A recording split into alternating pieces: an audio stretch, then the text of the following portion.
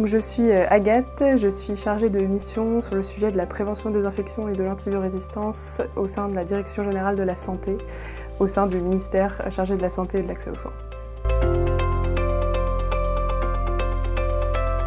Les objectifs qu'on va avoir ici sur les sujets de prévention des infections et de l'antibiorésistance, ça va être de coordonner la mise en place de politiques publiques sur cette thématique. Comment est-ce qu'on fait ça? Ça passe par 3 grands sujets pour ce qui me concerne en tout cas. Ça va être d'abord le suivi de la mise en œuvre d'une feuille de route qui est interministérielle, qui a été sortie le 11 septembre 2024.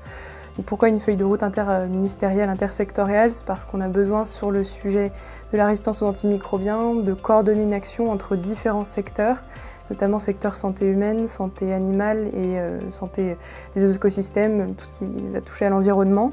Et donc cette feuille de route, ce nouveau document, il permet de proposer des actions qui soient intersectorielles, donc qui soient menées de front par 2 secteurs au moins sur nos différentes thématiques. Donc on coordonne la mise en œuvre, on commence tout juste la mise en œuvre de cette feuille de route.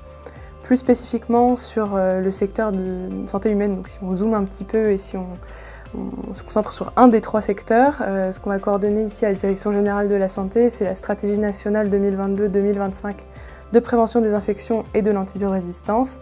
Donc il va proposer tout un panel d'actions, mais spécifiques sur le secteur santé humaine. Donc ça peut être des actions de sensibilisation du grand public, des actions de formation des professionnels de santé, ça peut être des actions sur le maillage territorial, des actions pour tout ce qui va concerner les données, les nouveaux outils par exemple. Et puis enfin la 3e action qu'on coordonne ou qu'on aide à coordonner, en tout cas ici à la Direction générale de la santé, c'est donc la JAMRAI 2, donc une action conjointe européenne qui rassemble 30 États, les 27 États membres plus Islande, Ukraine et Norvège.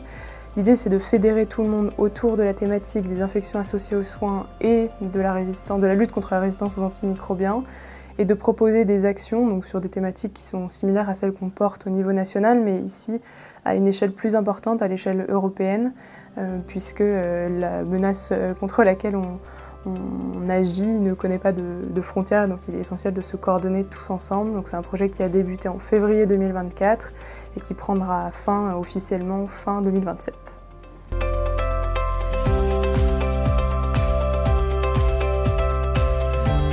On a peu de journées type en réalité puisqu'on travaille avec 3 niveaux différents, 3 ou 4 niveaux différents. On travaille avec le niveau international, puisqu'il y a pas mal de choses qui se font dans toutes les différentes instances qu'on peut connaître, à l'OMS, au niveau des G7, des G20, sur le sujet donc résistance aux antimicrobiens. Donc on travaille au niveau national avec le déploiement des stratégies et des feuilles de route qui sont pilotées ici à la Direction générale de la santé. Et on peut enfin travailler avec le niveau régional, voire plus local encore, avec par exemple les ARS et les structures qui sont présentes en région, donc les CEPIAS et les CRATB.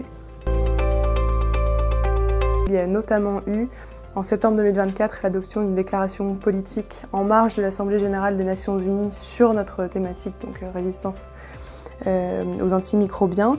Cette déclaration politique, elle fixe des grandes priorités, des grandes actions qui sont à prendre par tous les pays, tous les États sur la thématique. Elle fixe également quelques objectifs et donc ça a été tout un travail de préparation de ce texte en lien évidemment avec nos collègues des affaires étrangères. Et suite à ça, il y a eu tout un travail de préparation d'autres réunions qui serviront elles à mettre en œuvre plus concrètement tout ce qui a été proposé dans cette déclaration politique. C'est de réussir à coordonner tous les acteurs qui sont très engagés, très impliqués sur la thématique et c'est une chance qu'on a. Il y a pas mal d'agences, de ministères, de chercheurs, de personnes individuelles, de plein d'entités qui sont toutes très volontaires pour travailler sur la thématique. L'idée chez nous, c'est de réussir à les mettre en communication, à passer les informations, à animer des réunions, à faire en sorte que tout le monde puisse se rencontrer et travailler de concert.